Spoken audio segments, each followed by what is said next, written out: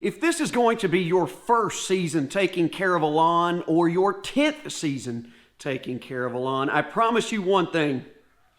There are going to be times where you are absolutely clueless. I have been there and am still there with certain things that I'm trying to tackle in my yard. But today on Budget Lawns, I want to talk about 3 things that when I first got into lawn care, now that I've done it for about 5 or 6 years, I look back on those things and think about how clueless, I mean absolutely clueless, I actually was, and how silly it was that I was clueless about those simple things. Now, the further you get into it and the more you learn about it, you are going to find that there's always something to learn, but there's never any reason to be discouraged about the things that you're clueless about. Son, what in the hell is wrong with you? So here was the first one that I look back on it now and I go, my gosh, I really didn't know anything about that.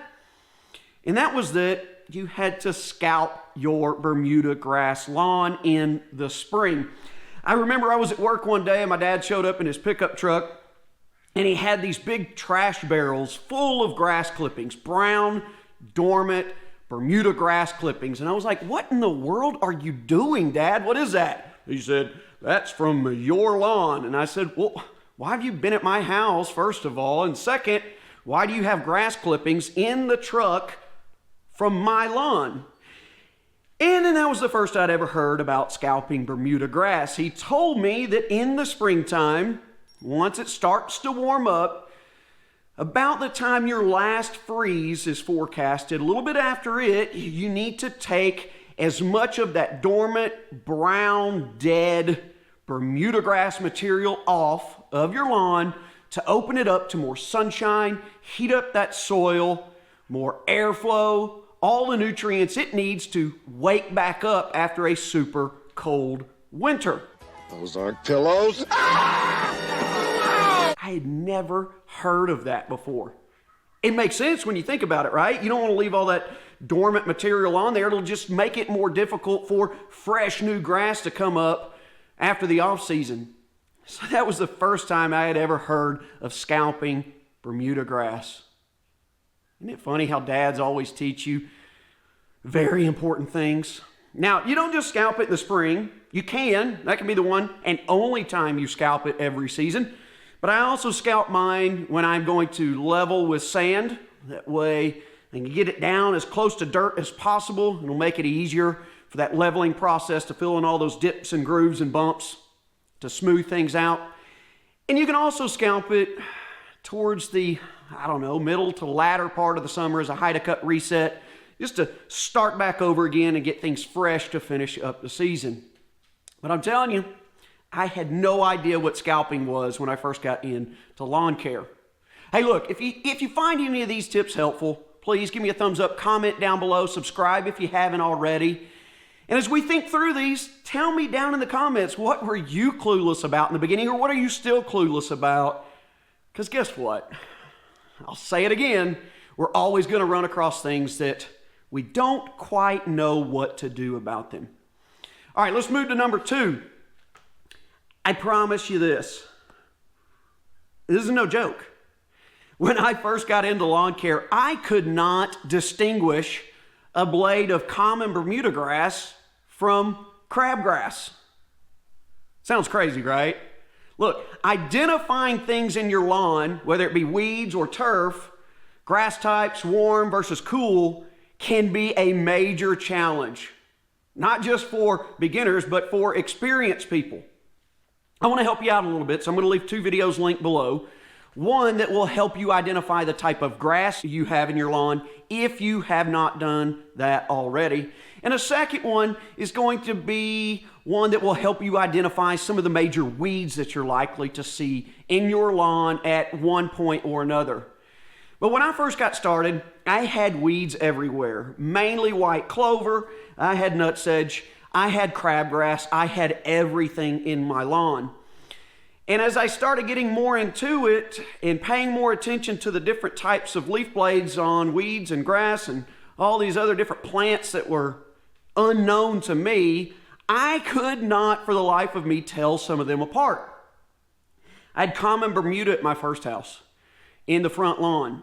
And common Bermuda, if you've ever seen it overgrown, has really big leaf blades. And to me, it looked like crabgrass because I had a lot of crabgrass. And I just could not tell which one was which. And now that I look back, I realize that there were times where I was actually pulling good common Bermuda out of the ground thinking it was crabgrass. Crazy, I know. I don't make that mistake anymore. But again, those 2 videos that I just mentioned, linked down below, will help you not make that same mistake. My lawn was so covered in clover at my first house when I first got started that I had this one little patch of Bermuda grass. And I thought it was the coolest thing because it actually was kind of weed-free and it looked good in the way the lawn was supposed to. But it was a while into it that I realized that's actually what I was trying to achieve. This is no lie. My wife liked the green clover lawn so much, she tried to convince me to just have a clover lawn. And believe it or not, some people are actually moving towards clover lawns. They stay green. You don't have to mow them that often. They're actually kind of pretty if you take care of it the right way. But that was one battle that I got to win. If you're married, you know how that goes. And I said, nope, not going to do a clover lawn. We are going to work towards a nice stand of Bermuda turf.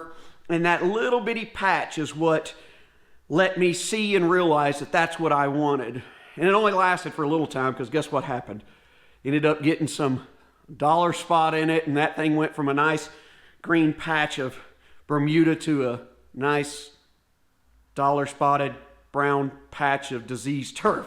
But it was what it was. I got rid of all the clover, I got rid of all the weeds, and ended up having a beautiful Bermuda grass lawn. That was number 2. Number 3, I could not figure this one out for the life of me. I thought it was the darndest thing. No matter what I did, nothing changed. You ever had a Bermuda grass lawn and first started taking care of it, and you always heard that you got to mow at least once a week. You got to mow at least once a week. You got to mow at least once a week. So you mowed at least once a week. And every time you mowed, right before you mowed, it was just beautiful and lush and green. You'd been watering and fertilizing and taking care of things the proper way, but right when you mowed, you turn around and look back and you go, what the heck? It's brown. Why is my yard brown? All of a sudden it was just green, then I mowed. They said I got to mow once a week. Now all of a sudden it's a brown instead of green. That was happening to me. I think I drove my dad nuts asking him questions. I'd call him and say, hey, Dad, I just mowed. Why in the world is my grass brown now? And he told me, he said, because Bermuda grass is mainly a brown stalk. About 2/3 of it is a brown stalk. The top third or so is actually the green leaf blade. And if you mow off too much at once, you're going to mow off all that green leaf blade all the way down to the brown stalk. So where I'd always heard you need to be mowing your Bermuda grass at least once a week, that's when I found out, probably need to do it twice a week if you don't want to keep scalping that green leaf blade off and taking it down to the brown stalk. When I made that change to twice a week mowing, made all the difference in the world. Okay, my friends, I know there's probably some of you out there that have gone through those same silly, clueless misunderstandings, have no idea what's going on. You'll have to excuse my friend. He's a little slow. But you figured those things out, and you're much better in the long run because you did. Well, that's going to keep happening with lots of things in lawn care. Don't let any of those things discourage you, because anything in the grass can be fixed no matter what. All right, again, leave me comments down below. Did you fall into some of those traps? You know I appreciate you watching as always. Your support really does mean a lot to the channel. I'm always happy you're here to join me on Budget Lawns, and I look forward to seeing you next time.